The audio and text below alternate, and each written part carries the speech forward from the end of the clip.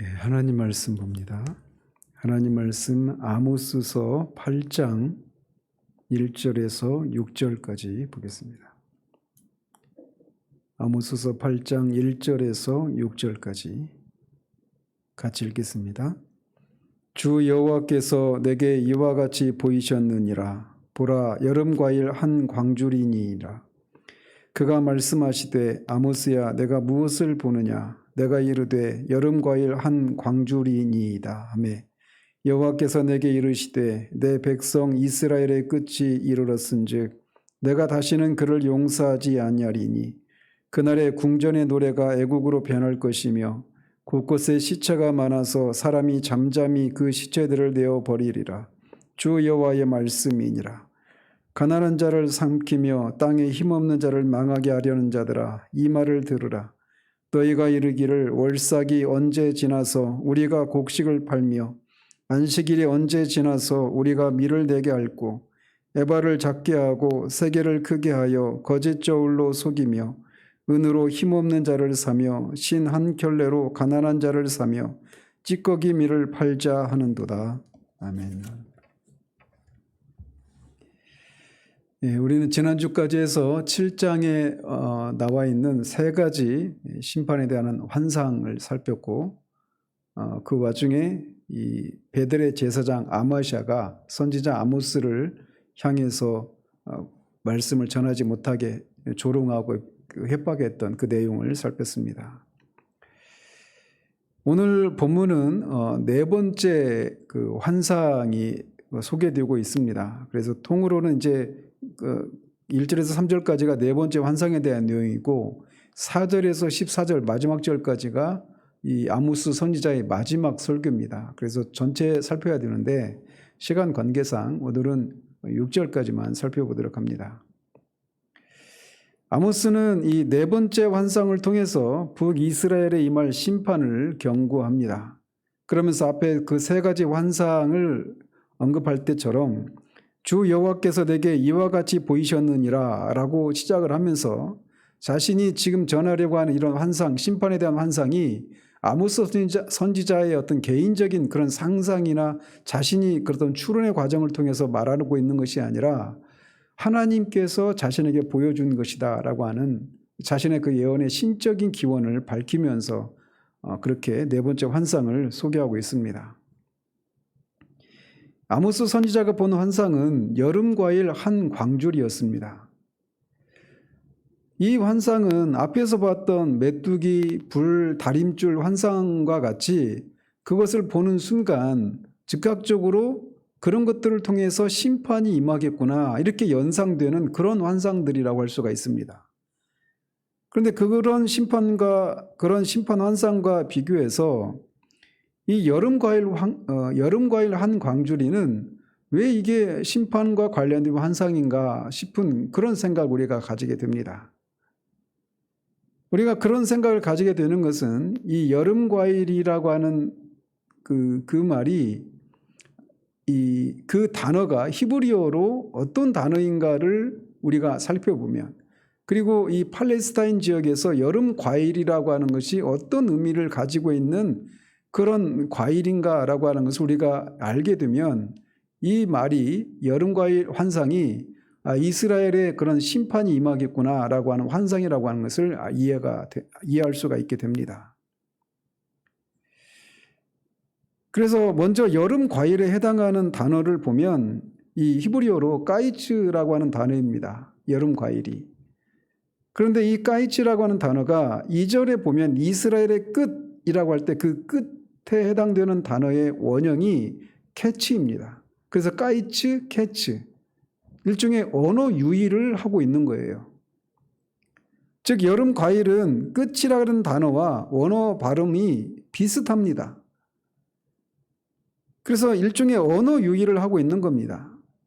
그래서 북이스라엘 사람들이 들을 때는 우리는 이제 여름 과일 이렇게 들으니까 이게 잘 다가오지 않지만 언어 유희라고 하는 것도 우리는 알 수 없지만 이 북이스라엘 사람들의 이 당사자 입장에서 보면 까이츠, 캐츠 이렇게 하면서 여름 과일이 끝과 관련된 그런 그 말로 하고 있구나라고 하는 것을 직관적으로 알게 되는 것이죠. 또 하나 이 여름 과일이라고 하는 게 팔레스타인 지역에서는 마지막으로 수확하는 작물이라고 합니다. 따라서 이것은 이제 마지막 그 여름이 끝날 때 마지막으로 수확하는 그런 작물이니까 이제 끝이 왔구나, 마지막이구나, 이거를 연상하게 하는 그런 단어라는, 그런 과일이라는 것이죠. 그리고 뿐만 아니라 이 과일, 여름 과일이니까 이 마지막에 따는 그런 과일이니까 익을 대로 익었겠죠. 그래서 익었다라고 하는 것을 또 연상해서 그것에서 또 다른 어떤 중의적인 의미가 나오는 겁니다. 그래서 부정적인 측면에서는 이스라엘의 죄악이 막 익을 대로 익은 겁니다. 심판을, 그래서 그 과일을 따내는 것처럼 그렇게 죄악이 익을 대로 관영한 그런 상태를 여름 과일, 이렇게 말을 해주고 있는 것이기도 해요. 그리고 또 긍정적인 측면에서 보자면 계속 말씀드린 것처럼 당시 여로보암 2세 때 북이스라엘이 정치적으로, 군사적으로, 경제적으로 최고의 안정과 번영을 누리고 있었던 그런 때였단 말이죠. 그래서 여름 과일이 무르익은 그 여름 과일의 그 어떤 긍정적인 측면과 연결시켜서 당시 북이스라엘이 누리고 있었던 정치적이고 경제적인 번영과 안정, 이거를 여름 과일, 이렇게도 말을 하고 있는 겁니다. 그런데 그 여름 과일이 그렇게 잘 익었는데 익었을 때 그냥 보고 즐기는 것이 아니라 그것을 따잖아요. 그런 것처럼 북이스라엘이 그렇게 정치적으로 경제적으로 번영과 안정을 누리고 있는데 동시에 이스라엘의 죄악이 관영을 해서 이제 이 이스라엘이 그 과일이 따지는 것처럼 이스라엘이 끝이 올 것이다라고 하는 것을 여름 과일이라고 하는 이 환상을 통해 말해주고 있는 거예요. 그래서 이 히브리어를 모르는 우리들, 그리고 이 팔레스타인의 문화에 대해서 이해를 못하고 있는 우리들이 볼 때는 여름 과일 한강주리가 무슨 심판과 관련된 환상인가 이렇게 생각할 수 있겠지만 북이스라엘 사람들 당사자 입장에서는 이 환상이 이 심판에 대한 환상이구나라고 하는 것을 알 수 있는 것이죠.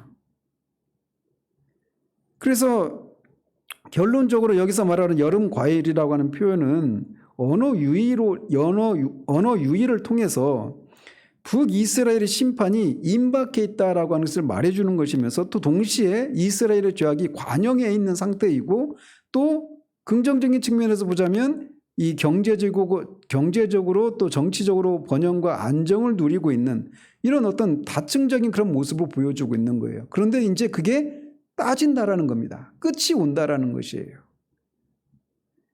이것은 하나님께서 예레미야를 선지자로 부르셨을 때 그에게 보여주셨던 환상과 같은 그런 역할을 하는 것이라고 할 수가 있습니다. 예레미야 1장에 보면 하나님께서 예레미야를 선지자로 불러내십니다. 그러면서 네가 모태 조성되기 전부터 내가 너를 선지자로 그렇게 불러내셨다라고 말하면서 네가 만국에 가서 내가 어디로 가든지 어디로 가라고 하든지 또는 누구에게 가서 어떤 말을 하라고 하든지 있는 그대로 만국에 가서 너는 예언을 하라, 이렇게 예레미야를 불러내십니다.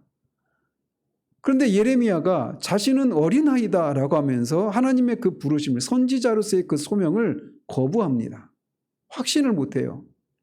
그도 그럴 것이 예레미야 선지자가 전해야 할 메시지는 뽑고 파괴하고 파멸하고 넘어뜨리는 그런 메시지였어요. 즉 다른 말로 말하면 심판이 임할 것이다라고 하는 그런 메시지였단 말이죠. 그러니 이스라엘뿐만 아니라 이스라엘 둘러싸고 있는 모든 만국에 임할 그 하나님의 심판을 예고하는 것이니까 그 앞길이 얼마나 험난하겠습니까? 그러니까 예레미야가 자신은 어린아이에 불과하다라고 말하면서 그것을 거부하고 또 받아들이지를 못하고 있는 것이죠. 그런 예레미야에게 하나님께서 두 가지 환상을 보여주시는데 1장 11절에 보면 첫 번째 환상이 살구나무 가지 환상입니다. 그래서 살구나무 가지, 이것을 우리 입장에서 보면 그게 자신이 선지자로 보냄을 받은 것에 대한 그런 두려움 때문에 그 소명을 거부하고 주저하고 있는 예레미야에게 용기를 불러 일으켜주고 하나님께서 그를 선지자를 불러내셨다라 그런 확신을 주는 것과 무슨 관계가 있지? 이렇게 생각할 수 있어요. 여름과일 한 강주리처럼 말이죠. 근데 그 살구나무라고 하는 단어가 히브리어로 보면 샤케드라고 하는 단어인데 이게 깨어있다 혹은 지킨다 이런 의미가 있는 겁니다. 그리고 이 팔레스타인 지역에서 이 살구나무는 이 다른 나무들이 모두 시들어서 생명력이 이렇게 없는 것처럼 보일 그때 한겨울에도 이 살구나무는 이 순백색의 꽃을 피우면서 봄을 기다리는 그런 특징을 가진 나무라고 합니다. 그래서 그 살구나무 가지를 환상을 통해서 보게 하시면서 그것을 통해서 그 나무가 의미하는 것처럼 그 단어가 의미하는 것처럼 하나님께서 예레미야를 어떤 상황에서도 지키시고 보호해 주시겠다라고 하는 것을 말해주는 거예요.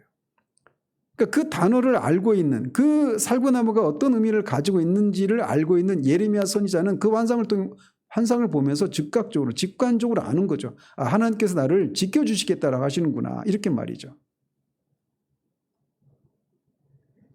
어쨌든 이 하나님은 아모스에게 여름과일 환상을 통해서 이스라엘의 죄악이 관영에 있고 그러면서 동시에 그 무르익은 과일이 상징하듯 당시 북이스라엘이 정치적으로 안정을 누리고 경제적으로 번영을 누리고 있다라고 하는 것, 그런데 그 과일이 잘 무르익었을 때 바로 따내는 것처럼 갑자기 이스라엘에 그런 심판이 임할 것이라고 하는 것을 여름과일 광주리를 통해서 여름과일 그 한 광주리 환상을 통해서 그렇게 말씀해 주신 것입니다. 그래서 하나님은 2절 하반절에서 내 백성 이스라엘이 끝이 이르렀은즉 내가 다시는 그를 용서하지 아니할 것이라 라고 말씀하시는 겁니다. 즉 여름과일 환상에 대해서 하나님께서 이렇게 해석해 주시는 것이죠. 이스라엘이 이제 끝이 왔다라는 겁니다. 여름 과일이 잘 익어가지고 이제 그것을 따낼 때가 된 것처럼 이스라엘이 긍정적으로는 그렇게 정치적이고 경제적인 번영과 안정을 누리고 있는 그때, 그런데 또 동시에 죄악이 관영해서 이제 그거를 따낼 때가 됐다. 끝이 왔다. 이렇게 말씀하시는 것입니다. 자, 그러면서 하나님은 이스라엘을 여전히 내 백성이라고 부르고 있습니다. 내 백성 이스라엘이 끝이 이르렀다라고 말씀하고 있어요. 그래서 분명히 이스라엘이 하나님이 여전히 심판을 내리시는 그 상황 가운데서 내 백성인데 내 백성이라 하더라도 내가 다시는 그를 용서하지 아니할 것이다 라고 말씀하고 있는 거예요. 아무리 하나님의 택한 백성이라 하더라도 그들이 하나님의 뜻에 거역하고 불순종의 그런 죄악을 짓고 있고 또 그 죄악에 대해서 심판을 선언하면서 거기서 돌이킬 것을 회개할 것을 촉구함에도 그것을 거부하고 있는 그런 상황이 올 때 하나님의 사랑받는 백성이라 하더라도 그 죄에 대해서는 공의로 심판을 내리실 것이다라고 하는 것을 말씀해 주고 있는 거예요. 하나님은 사랑이 많으신 분이시기 때문에 그냥 사랑으로 용서해 주시는 그런 분이 아니라는 것이죠. 하나님은 공의로운 분이시기 때문에 죄에 대해서는 반드시 죄값을 치러야 그 죄 용서를 하실 수 있다는 거예요. 그래서 십자가의 죽으심이 필요로 했던 것이죠. 그리스도의 십자가는 필연적인 것이었습니다. 반드시 있어야만 했던 것이죠. 자, 그러면서 3절에서는 2절에서 선고된 하나님의 최종적인 심판의 결과를 보여주고 있습니다. 그것은 그 심판의 날에 궁전의 노래가 애곡으로 변할 것이고 곳곳에 시체가 많아서 사람이 잠잠히 그 시체들을 내어버릴 것이다 라고 말씀하고 있는 겁니다. 그 시체가 얼마나 많은지 살아남은 사람들이 그것을 그냥 잠잠히 애곡할 틈도 없이 그냥 그 시체들을 그냥 내어다 버리는, 제대로 장사도 못 치를 정도로 그렇게 많은 사람들이 죽고 너무나 많은 사람들이 죽으니까 슬퍼할 겨를도 없는 그런 비참한 치욕을 맞이할 것이다라고 경고하고 있는 거예요. 특히 우리가 주목할 것은 심판의 날에 궁전의 노래가 애곡으로 변할 것이다라고 하고 있는 말씀입니다. 이것은 북이스라엘이 심판이 임할 때까지 선지자를 통해서 경고를 받은 죄악을 회개하지 않고 심판이 임하는 그날까지도 무사 안일에 빠져서 여전히 향연을 버리고 즐거운 노래를 부르고 있다라고 하는 것을 말해주고 있는 겁니다. 이것은 주님이 이 마지막 날에 있을, 주님의 재림 때 있을 그 세상의 모습에 대해서 경고하시면서 그날은 마치 노아의 때와 같다라고 말씀하신 것을 연상케 하는 장면입니다. 노아의 홍수 때도 홍수가 임한다라고 120년 동안이나 노아가 말로 또 산에 이 방주를 짓는 것을 통해서 그 당시 사람들에게 그 하나님의 심판이 임할 것을 경고했음에도 불구하고 노아의 홍수가 임할 때까지, 그때까지 세상 사람들이 시집가고 장가가고 매매를 하고 그런 일을 했던 것처럼 주님이 재림하실 때도 사람들이 그런 일을 하고 있을 것이다. 그래서 어떤 사람들은 같이 그 맷돌질을 하고 있다가 한 사람은 들림받고 한 사람은 남아있고, 밭에 갔던 사람도 어떤 사람은 들림받고 어떤 사람은 그냥 남아있고, 이런 말씀하지 않습니까? 그래서 주님의 재림 때도 사람들이 그냥 공중으로 재림하실 그 주님을 맞이하러 잠시 올라갔다 다시 이 땅에 내려오잖아요. 그러니까 세대주의자에 말하는 것처럼 그렇게 올라갔다가 하늘에 갔다가 7년 반 환란이 끝난 다음에 내려온 이런 게 아니잖아요. 근데 어쨌든 그 주님이 재림하실 때도 이렇게 사람들이 각자의 삶의 자리에서 자신에게 주어진 일들을 하고 있을 거란 말이죠. 어떤 사람은 시집가고 결혼식 하다가도 주님을 맞이할 수도 있고, 어떤 사람은 자다가도, 어떤 사람은 찬양하다가도, 어떤 사람은 일을 하다가, 직장에서 일을 하다가, 학교에서 공부하다가, 길을 가다가 그냥 갑자기 주님의 재림이 임하는 겁니다. 경고도 없이 말이에요. 그래서 주님이 오시는 것이 도적같이 임한다라고 말씀하시는 거죠. 그런데 이 북이스라엘 사람들이 심판이 임할 때도 이렇게 궁전에서 노래를 부르고 있다는 겁니다. 하나님의 뜻대로 근심하게 되는 일이 없을 때 인간이 처할 그런 모습인 것이죠. 이런 면에서 우리가 잠시 우리 자신을 돌아보면서 이 말씀을 듣는 사람들 중에 주님이 정말 오늘 밤이라도 오실 수 있거든요. 내일이 될 수도 있고요 말이죠. 그럴 때 우리가 주님을 맞이할 준비가 되었는가 라고 하는 것을 우리가 생각해야 됩니다. 주님을 맞이하기 위해서 우리가 옛날에 다미 선교회, 그 다미 선교회에서 말했던 것처럼 10월 28일 며칠 전에 지나갔죠. 그날 어떤 그 교회 이장님 목사 그 교회에 모인 사람들 모여서 주님을 맞이하고 이런 거 없습니다. 그냥 자신의 삶의 자리에서 그렇게 하는 거예요. 지구가 둥글기 때문에 지구 반대편에서는 우리가 낮일 때 거기는 밤이잖아요. 그러니까 주님이 언제 오실지 몰라요. 도적같이 임한단 말이죠. 그래서 심판이 도적같이 임해요. 그때 그 심판을 맞이할 준비가 되어 있는가? 그 준비는 우리가 예수 그리스도 안에 있는 것, 예수 그리스도를 믿어서 그리스도와 연합을 이루고 그 안에 있을 때 우리가 어떤 상황 가운데 있든지 주님을 맞이할 수 있는 겁니다. 그런 자들에게는 주님이 도적같이 임하는 것이 아니게 되겠죠. 자, 그러면서 이렇게 이스라엘이 비참한 최후를 맞을 것이다 라고 하는 것을 그렇게 환상을 통해 말씀하신 후에 이제 4절부터 14절까지가 앞에서도 말씀드린 것처럼 이 넷째 환상과 9장 1절에서 시작되는 5번째 환상의 이 중간에 있는 삽입 부분으로서 아모스 선지자의 북이스라엘을 향한 마지막 설교입니다.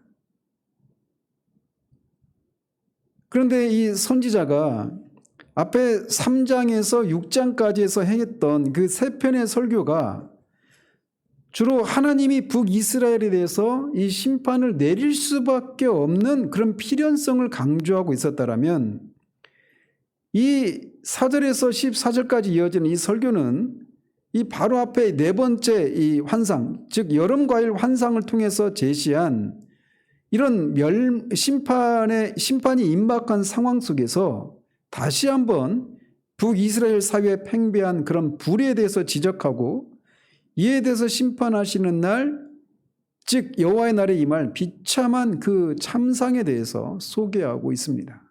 그래서 그 후반부에 해당되는 것은 다음 주에 살피고 오늘은 4절에서 6절까지만 살펴보도록 합니다.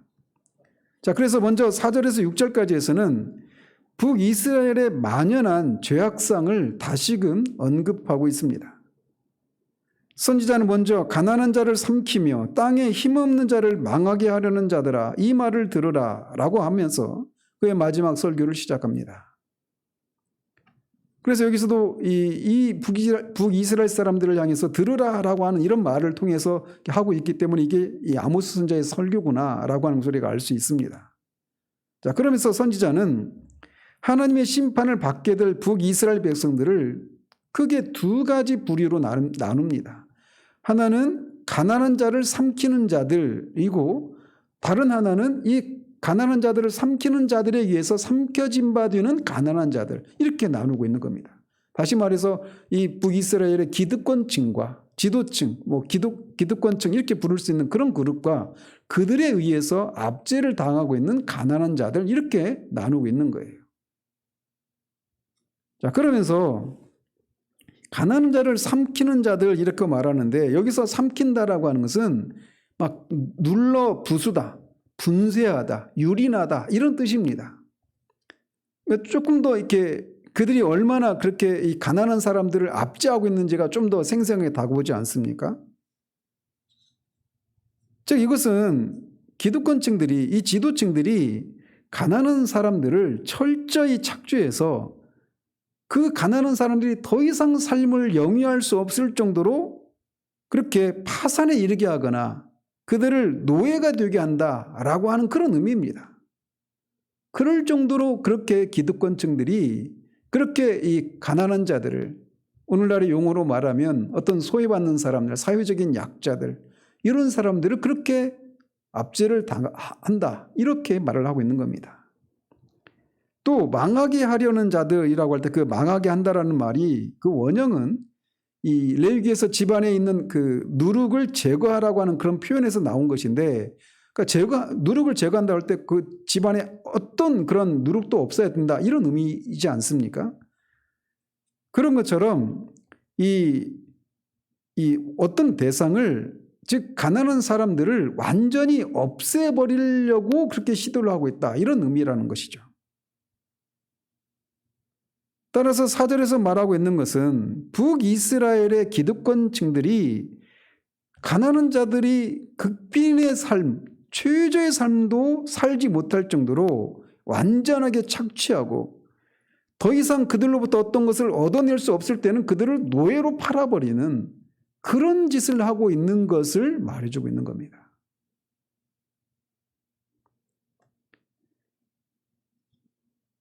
그래서 그들이 더 이상 이 이스라엘 공동체에서 살아남을 수가 없는 그런 정도까지 그들을 착취하고, 착취할 것이 없으면 그들을 아예 그냥 노예로 팔아버리는 그런 짓을 하고 있는 것을 지적하고 있는 거예요.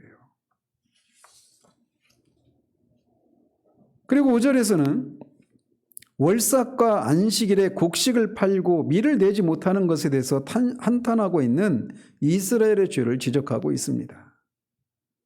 즉 앞에 4절에서는 그들이 사회적인 그런 죄악을 저지르고 있는, 사회 속에서 저지르고 있는 경제적인 수탈과 그런 압제를 지적하고 있다라면 5절에서는 그 어떤 종교행위, 그 형식적인 종교행위를 지적하면서 그들의 그 형식적인 종교의 그 배후에 있는 그들의 탐심을, 물질, 배금주의 사상, 이런 물질 우선주의, 이런 것들을 지적하고 있는 겁니다. 월삭은 매월 첫날에 지키는 절기입니다. 그래서 이 매월 첫날에 한 달 동안에 지은 죄를 하나님 앞에 속죄를 받고 하나님의 또 한 달 동안 지켜주신 하나님 은혜와 보호에 대해서 감사하면서 번제를 드리도록 하는 절기가 월삭이었어요. 그래서 그날은 안식일처럼 노동을 하지 못하도록 했던 겁니다.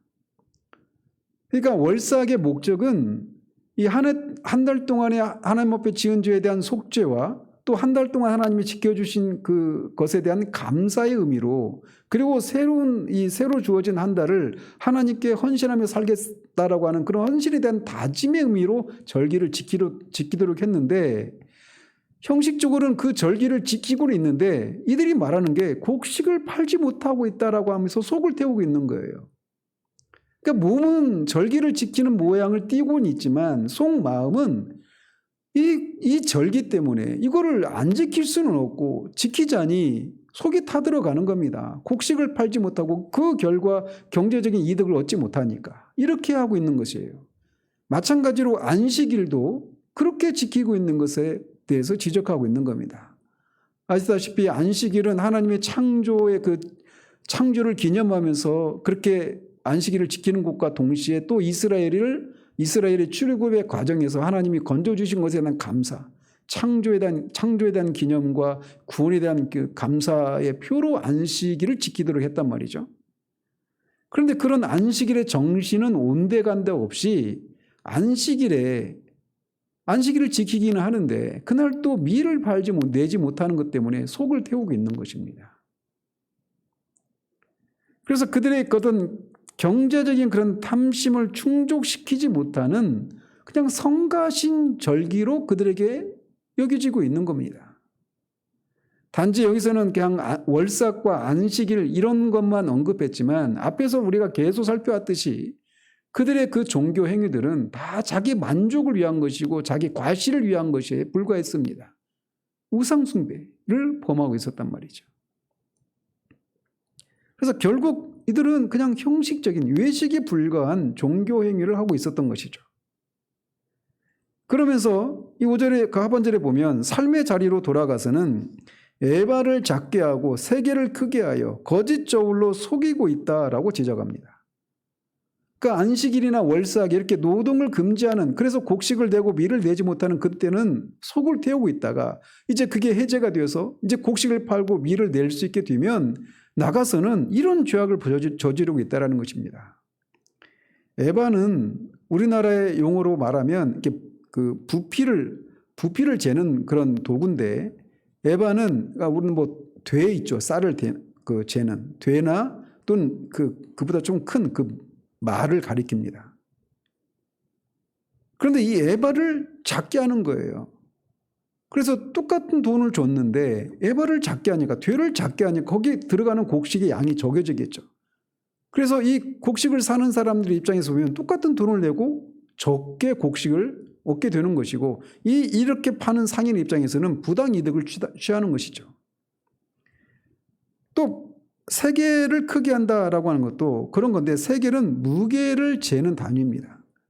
당시에는 그런 어떤 화폐가, 우리나라 동전과 같은 그런 어떤 주조된 그런 화폐가 없었던 때니까 무게를 달아서 그렇게 했는데, 그 주로 이제 은의 무게를 달아서 그렇게 했단 말이죠. 근데 우리가 그 천칭 저울 있잖아요. 그래서 한쪽에 어떤 무게를 기준이 되는 어떤 추를 놓고 거기 상대방의 그 반대 접시에다가 여기에 상대는 그런 그 은을 올려놓을 거 아니겠어요? 근데 이 무게를 크게 하는 겁니다. 원래 이제 이게 100g이라면 1kg이라면 이거를 이쪽에 그 기준이 되는 그 세계를 1.2kg 이렇게 되는 거예요. 그러면 20% 부당이득을 취하게 되겠죠. 더 내야 되니까 은을. 그래서 에바를 적게 해서 곡식을 많은 돈을 얻고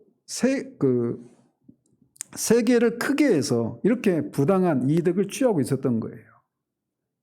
그러니까 이것은 오늘날의 용어로 환원해서 말을 하면 각종 어떤 부당한 방식으로 소득을 얻는 그 모든 것들을 가리킨다라고 할 수가 있습니다.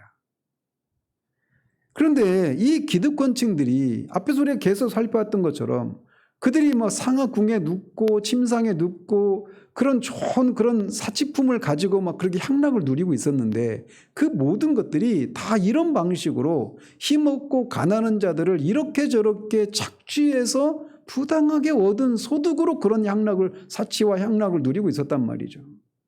그러면서도 그것이 하나님이 자신에게 복을 내려주신 것이다라고 하면서 그렇게 사치와 향락을 누리고 있었던 거예요. 그래서 결과적으로는 그 사회가 가난한 자들은 더 가난해지고 부자들은 더 부자가 되어지는 부익부 빈익빈 이 양극화가 심해지게 되었다라는 것입니다. 그래서 가난한 자들은 아예 그런 이 정상적인 삶을 누릴 수 없을 정도로 완전히 망가진 그런 삶을 살게 되었다라는 것이죠. 그런데 그들이 착취의 대상으로 삼고 있는 이스라엘 백성들은 혈통적인 면에서 보자면 야곱을 조상으로 두고 있는 민족 공동체입니다. 뿐만 아니라 종교적인 측면에서 보자면 하나님으로부터 출애굽을 통해서 하나님의 백성이 된 신앙 공동체예요. 그래서 혈연 공동체이면서 동시에 신앙 공동체란 말이죠. 그래서 이 이스라엘 백성들이 하나님이 출애굽해서 시내산에서 그들에게 율법을 주시면서 하나님을 사랑하고 이웃을 사랑하라고 하는 이 십계명으로 대표되는 이 하나님의 율법을 주셔서 하나님을 사랑하고 이웃을 사랑하는 그런 거룩한 백성, 제사장과 같은 나라가 되도록 그들을 하나님의 나라로 하나님의 백성으로 삼아주셨단 말이죠.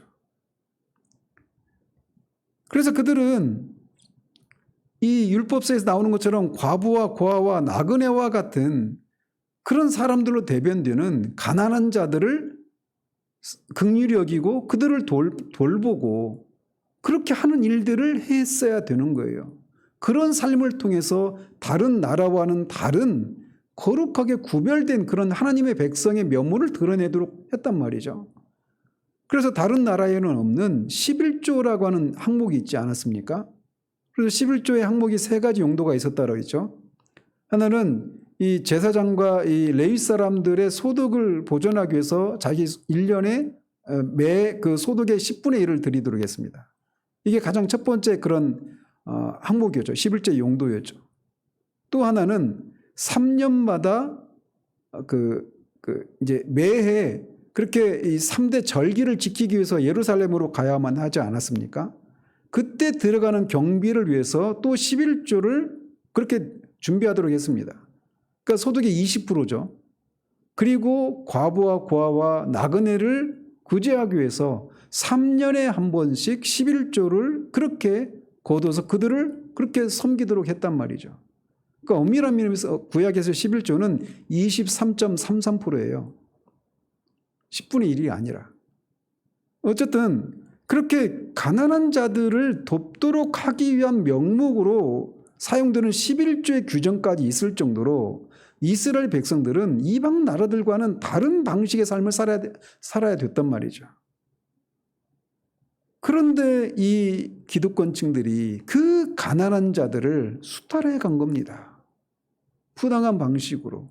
부당한 그런 소득을, 그런 저울을 속이고 이런 것을 통해서 그들의 그런 삶을 수탈하고 했던 것입니다. 이것은 가난한 자를 멸시하는 자는 그를 지으신 자를 멸시하는 것이다라고 하는 잠언 말씀을 명백하게 어기고 있는 거예요. 하나님은 고아의 하나님이시고 나그네와 과부의 하나님이시라고 명시적으로 말씀하고 있지 않습니까? 따라서 이 기득권층들이 가난한 자들께 수탈의 대상으로 삼은 것은 그냥 가난한 자들을 수탈하는 것에서 그치는 것이 아니라 그 가난한 자들의 하나님을 향해서 그렇게 대적하는 것이라 큰 죄가 되고 있었던 것이죠. 그러면서도 그런 수탈을 통해서 얻은 부를 하나님이 주신 복이라고 똥똥거리며 그렇게 살고 있었던 거예요. 그러면서 6절은 계속해서 그들의 죄를 지적하기를 은으로 힘없는 자를 사며 신 한 켤레로 가난한 자를 사며 찌꺼기미를 팔자 하는도다 라고 고발합니다. 이것은 은으로 힘없는 자를 산다라고 하는 것이나 신 한 켤레로 가난한 자를 산다라고 하는 것은 결국 이들을 막 짜낼 대로 짜내서 부당한 방식으로 또는 압제의 방식으로 부당한 것은 세금을 매기는 이런 방식으로 그들을 수탈했는데 그들이 더 이상 그것마저도 감당할 수 없게 되었을 때 그들을 인신매매를 통해서 노예로 팔아버리고 사는 이런 일을 하고 있는 것입니다. 그 죄를 지적하고 있는 거예요. 레위기 25장에서도 동족을 같은 동족 히브리 사람을 형제를 노예로 삼지 말라라고 그렇게 명시하고 있단 말이죠.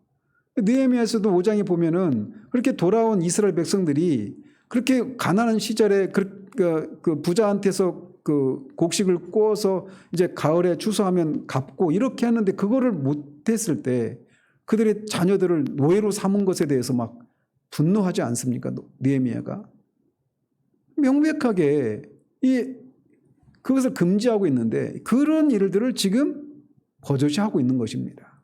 그냥 관행이 되어버렸어요. 실제로 예레미야 때도 시드기야 왕과 그 귀족들이 이 예레미야의 설교를 듣고 다시 자신의 동족들을 종으로 삼고 있었던 동족들을 다 풀어주는 일이 있거든요. 그러다가 그들을 다시 종으로 이렇게 불러들이는 그런 일이 있었는데 이렇게 동족을 인신매매를 통해서 그들이 빚을 갚지 못한 것 때문에 그들을 노예로 삼는 이런 일들이 만연해 있었던 것입니다. 그리고 찌꺼기밀을 팔자 이것도 이 찌꺼기는 통밀을 까고 이제 빻고 낳은 그런 찌꺼기 그리고 알곡의 그런 알곡의 그 깨진 알곡들 있잖아요. 그것들을 모아놓은 것들이에요.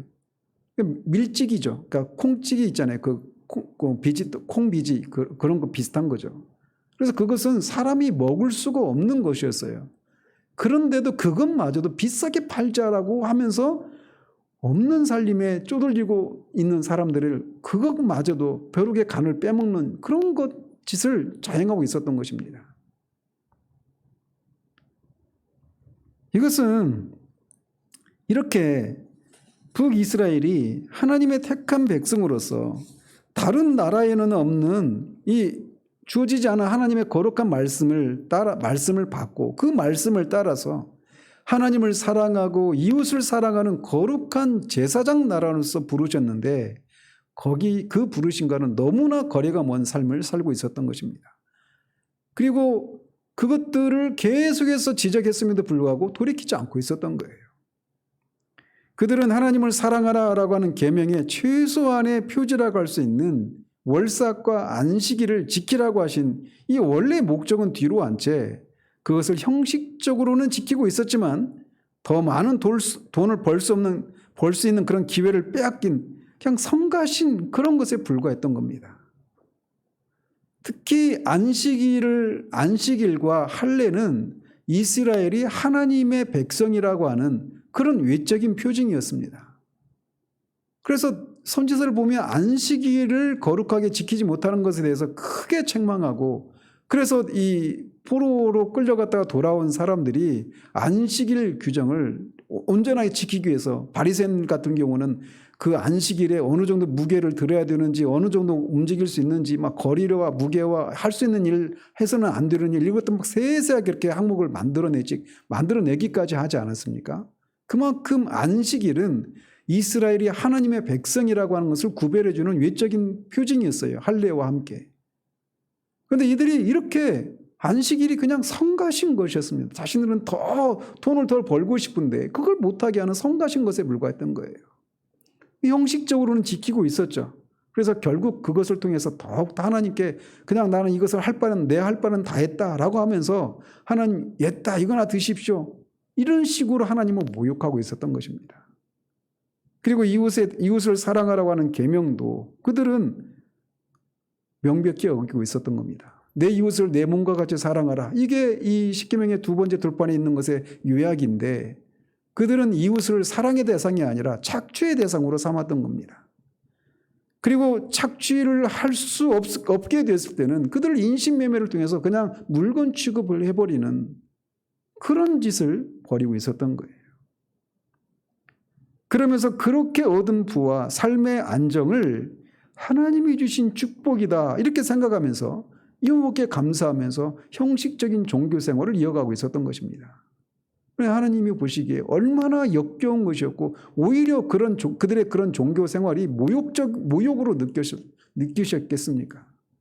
근데 이것은 마치 우리도 돌아볼 필요가 있다는 거예요. 우리가 얻은 소득에 우리가 누리는 삶의 안정이 과연 공의로운 것이었는지 부당한 것은 아니었는지 각종 투기나 불법을 해서 얻은 것은 아니었는지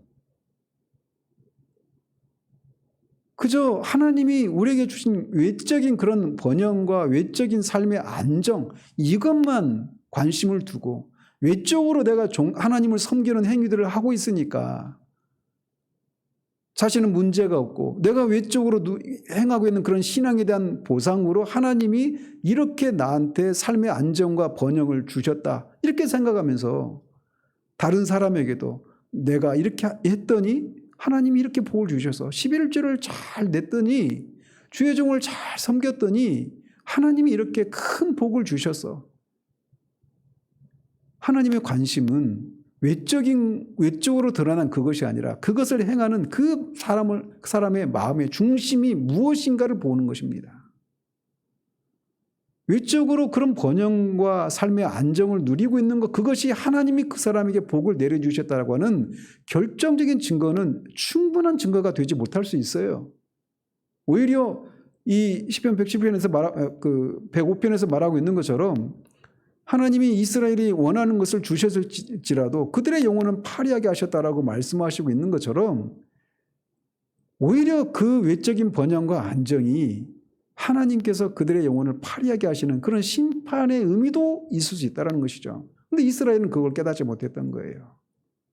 그런 것처럼 우리도 우리 시대에 마치 하나님께서 우리를 인정해 주시고 우리의 신앙을 우리의 믿음을 인정해 주실 때 그런 현세적인 복을 누리는 것으로 그렇게 등치시켜서 현세적인 복을 누리는 것은 하나님이 나한테 복을 주신 것이고 내 믿음을 인정해 주신 것이다. 신앙이 좋은 것을 온전한 것임을 인정해 주신 것이다. 이런 생각이 이런 번영신학이 기복주의적인 신앙이 만연해 있는 이런 시대 가운데 우리가 과연 그것이 정말 하나님이 주신 복인지를 돌아볼 필요가 있는 거예요.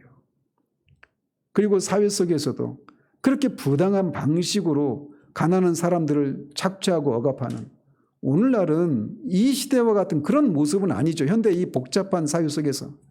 주로 어떤 식으로 그런 것들이 진행이 됩니까? 여러분들 지금 화물연대 이 파업에 대해서 어떻게 생각하십니까? 그런 것들이 그렇게 드러나는 겁니다.